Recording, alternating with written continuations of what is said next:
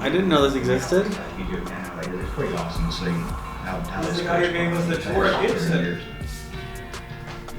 He's been working at Gibson for, what do you say, 35 years or something? This legend. Each year we try to step the game up and give something a little bit unique. A little bit more of that wow factor. So this year we went to the ES 335 with a couple of bursts. Damn, look at that. Woo! That would look so nice next to the other ones. Oh.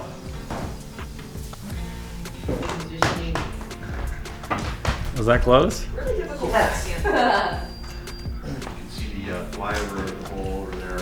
Simon's just lucky that I was the last person every week cleaning up the Airbnb, and I saw his expensive corn candles and his little gun, and I brought it all the way here just so he can shoot me while I'm playing darts. A little bit low. I'm not aiming for your face. I'm aiming for something much smaller. Yeah, I'm gonna leave. Okay. And that aiming at to either in front of trouble or Right on the bullseye. Right on the bullseye. So what you did there? Thank you. What's that? All right, last night, MVP brought over some new bags. I'm not even sure if these are prototypes or already in production or really too much about these bags, but it's just the new Voyager Pro, basically the same bag I'm using, just it has Velcro now. And I'm a patch guy. Of course, I don't have my patches with me. They're still at my house. But once I bring this home, it'll be patched up nicely. So I'm just gonna transfer my discs actually over to this new bag. I'm going black and blue. And I think the only two changes I see is this. And then there's like a little rubber patch down here compared to this like stitching and different style logo. And I think that's basically it. Bag looks the same, yep. So yeah, just a quick pre-round one bag switch because why not? I don't think I've ever done that. So if today's gonna be great, maybe that's my new thing. That would be a terrible thing to start doing. I just need like 5 new bags a week. Just a quick transfer, everything. Oh, that was smooth. I'm a no order disc guy. That's controversial. I think on tour it's probably about 50-50 split of people who have a specific order and can't live without it, and the other people could not be bothered to get those discs in order every time. I need my towel. It is a mud fest out there.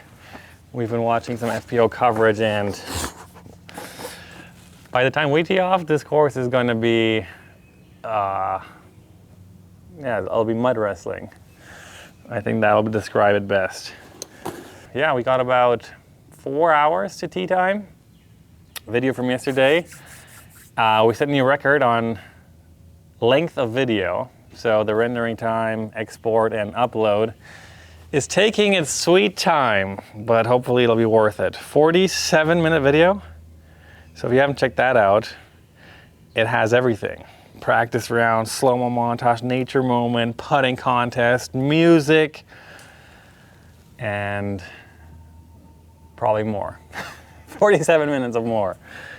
Yeah, so I actually ended up bagging this boost, which is MVP, actually Streamline's new 10-speed, and it is basically a faster Volt.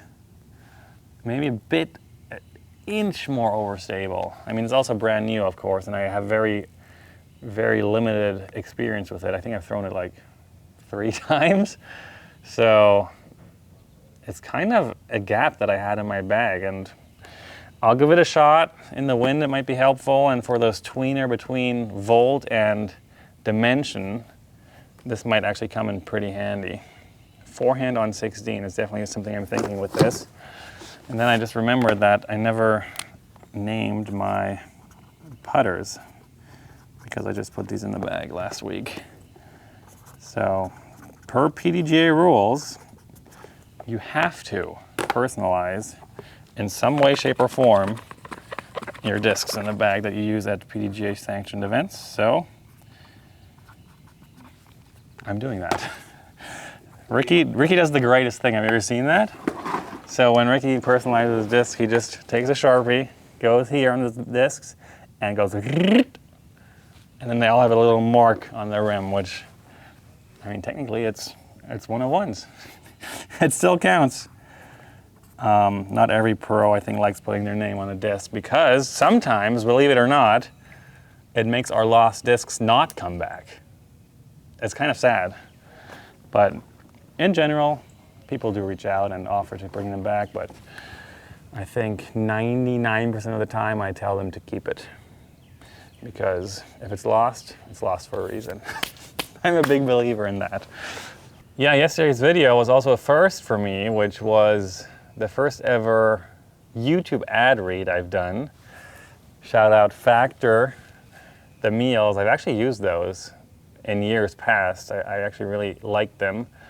And the reason for that is that they're pretty lucrative, and it was kind of the only way we could make this tour plan kind of work and justifiable on a financial level. So I hired a full-time cameraman, full-time editor, and he needs to get paid. So that's the main reason. Not every video will have one. We'll sprinkle them in here and there when we get a chance, but yeah, a lot of really cool companies have reached out to collab, and we thought we want to do this, and hopefully it's worth it. That's basically the whole story behind it. I like to start my day off with a nice 15-footer and almost miss it. When these putts feel good from close range, that's the first step, because these are the absolute must-makes. I like to also putt them a bit harder than I would usually do. Kind of being close to the basket, but acting like I'm 30 feet, velocity-wise, just to get the line dialed and still make the putt. Because making putts is much better than missing putts. That's what you get for saying miss when you're putting.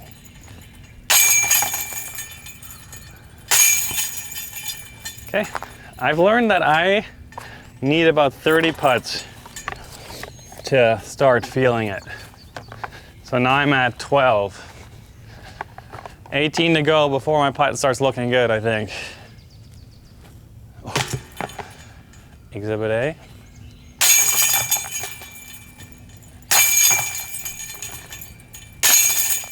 Oh, Rob. Do you review the course in your brain, like go through hole by hole and like think about what you're throwing on the course? I really, when I'm not at the course, not playing, I really try to not overthink stuff and think about it too much, because I actually really believe that one of my, and probably most people's, biggest weakness is thinking, which is kind of crazy to think about. And the ultimate form of an athlete is when you shut your brain off. That's what we call the zone. No thoughts, just do. And obviously golf is tough because you're out there for 3 to 5 hours, and not having thoughts for that long is basically humanly impossible. But yeah. What kind of techniques have you learned over your many years of playing golf that helps kind of shut the brain off in the moments where they matter?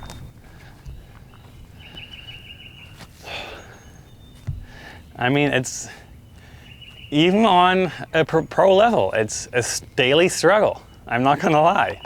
I mean, if it was easy, and if there were clear methods on how to shut your brain off, I think whoever comes up with that solution is gonna be a billionaire.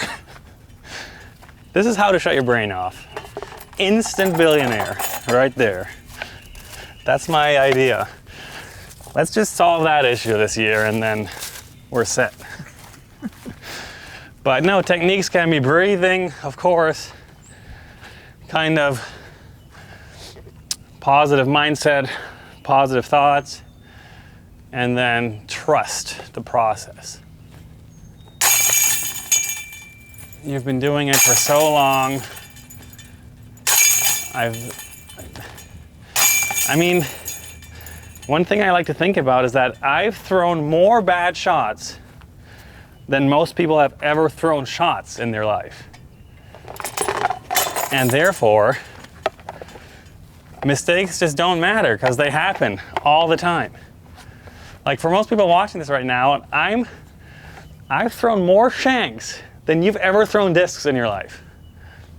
That's crazy if that's actually true. I like to think it is true. So it's just not worth it to really think about it. Is that contradicting what you said about positive thoughts, though? Thinking about all your shanks? I mean, I'm just talking. At the same time I'm saying all this, I also like to believe, of course I have to believe, that nothing that I think about or that I do before or after or during the round actually has an effect. Like I have to believe that. At the same time that I, of course, believe that everything has an effect. It's like a weird oxymoron almost, where it's like contradicting itself, but that's all we got to work with out here. Like if we're playing on baskets that I don't love, I have to think or believe that it's my favorite basket. Because on your favorite basket, you're obviously going to feel more confident than on your least favorite basket. But the only thing you can do in the moment is convince yourself that you're putting on your favorite basket, regardless on what basket it is. Everything's nuanced and contradiction. Or not think at all, because that sounds like a lot of thinking. That's a good point. Waiting on food, drinking cocktails, getting the right vibe. Non-alcoholic. No, it's just a juice with pineapple, orange, coconut water, lime, agave, and mint crystal rim. That's a good way of saying sugar. That looks nice too. I don't know what's in it, but it tastes healthy. We're at First Watch. It's a chain. We should do better. We want to make culinary experiences actually a bigger part of this series, and we'll do better. But we like First Watch. It's a good solution when you don't know where to go. But yeah, I mean, if you guys live in Nashville or you know specific spots here, feel free to leave some comments. Dustin goes through all of them. And if we hear something that excites us, we'll check it out. We have all weekend. All right, it's 45 minutes till tee off. We're here at Mill Ridge. And I want to say one thing about that yesterday's practice round was canceled. It kind of actually does suck a bit. Because when you're playing a practice round, expecting and knowing that you're going to have another practice round, it definitely you'd play differently than you would if you knew it was your only practice round. No excuse, obviously. But I really wish I would have gotten a second look at that course because some of those holes definitely needed some extra attention. But we'll see how it goes. Maybe my luck returns today. If you can't, now what's the word with luck? If you don't get it, you have to make it or something? No, that's not a saying. That was bad. Here, I'm gonna Google, I'm gonna ask ChatGPT, give me a good saying about making your own luck. I need some artificial advice. Luck favors those who prepare. That's the worst possible thing. But I didn't prepare. Sometimes making your own luck just means refusing to quit. There we go. That's the motto. Good luck. It's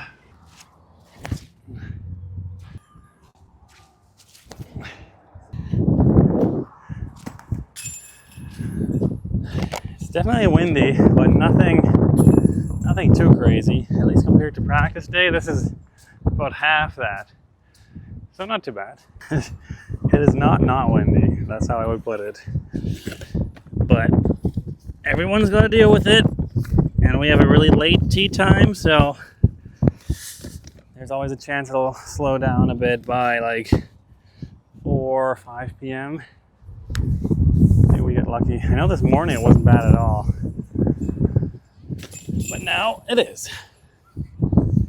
About 20 minutes of putting, maybe 15, and then ready to go. Wow. Tailwind push putt. Drop. Drop. Wow. How you feeling? Feeling okay. I'm not happy we don't have sunscreen, and I'm not happy we don't have an umbrella. But I'm just gonna stop thinking about that this second and just start thinking about nothing. Ladies and gentlemen, welcome out to the 2025 MVP Music City Open presented by Another Round. This is your 3 o'clock tee time, the MPO feature card. First on the box, welcome our defending MCO champion, Simon Lizotte. I don't really know where to start. I don't know how to recap this round. It was like so... Let's start with the good. It didn't really rain on us, which was nice. What else was good? No injuries. That's good. And now let's get into the round. It was a struggle, man. Was it a struggle? The biggest sadness I feel about the struggle is not the struggle part, it's the I don't understand why. That's the most frustrating part, is that like you're looking for explanations and reasons and solutions and you just can't find them. No answers out there. Anyway, okay, hole 1, missed a makeable putt, all good. Hole 2, just started off with 2 pars and then I made a really nice putt on hole 3. I thought, okay, feeling pretty good. Actually, the putt on 3 felt really good. Sketchy little downhill putt. And then something happened on 4 that's unlucky because I think it only happens to me like 1 in every 1,000 shots. It's just that classic pull through on my second shot and the disc like nicks your body on the way past. I hit my own body. It was not pretty. I basically hit my body pulling through and kind of yanked it low right straight into the OB. Got away with a bogey, not too bad on that hole. Bounced back with back-to-back birdies on 2 pretty nice holes to get. This course, I mean, every hole is nice to get in these conditions. It is so humid and so windy. And the ground is so wet and sloshy. It's like a really not fun combination to throw frisbees in. But had a little disaster happen on hole 7. One of the easiest holes in my opinion on the course. It is wide open, so it does get pretty windy. And it is a blind shot, but it's basically a 300-foot hyzer with OB long. And I basically did everything possibly wrong I could. Threw it OB left, ran the putt, nicked off the top of the basket, and then had like a 25 or maybe less, 20-30 footer for bogey, ripping tailwind, and surprise, missed it low. Like I've never done that before, only 1,000 times. Next hole, again, another little meltdown where I thought a perfect tee shot, but my disc into the headwind just flipped up that bit more than I thought, and then it just held straight the entire time. Like my overstable dimension just flew as straight as it never has before. And I went OB long and just threw my second shot from where I went OB because every other hole plays that way. And then I hear from the official that was walking with us that and any OB shot off the tee goes to a drop zone. So I misplayed the hole, which basically means I threw a practice throw, and that throw gets eliminated. I get a penalty shot, and I rethrow from the drop zone. So now I'm throwing 4 from about 400 feet away with a ripping right to left headwind. Not ideal. Throw to about 30 feet and then make a pretty sick putt actually up the hill into a raging headwind. Uphill putts into headwind, not the most fun putts to face, especially for bogey. But I made it. Yeah, crazy. After the fiasco in Waco that happened in the first round, I misplayed again, which I don't really know how many times I've done that in my career combined. I don't think once. So it's pretty nuts that this happened already twice this year. I don't know what's going on. Maybe I should practice more or study caddy books properly. Some mental notes on that one. Moving on to the back 9. Oh, I actually want to highlight my air ball. That was a red flag. The very next hole, hole 9, I threw a decent tee shot. Really impressive second shot. I was so happy with that because it was a crazy crosswind, and to throw a nice little left to right turnover with a 14 speed, not the easiest shot, but put it to circle's edge, and then I airballed it from 30 feet. That does not feel right. Like it's that stuff where you like start scratching your head and you're just like, how does it happen? But okay, moving on, you know, been there, done that many times, so it's okay. Get a nice birdie on the next, throw a great shot on a little wooded hole.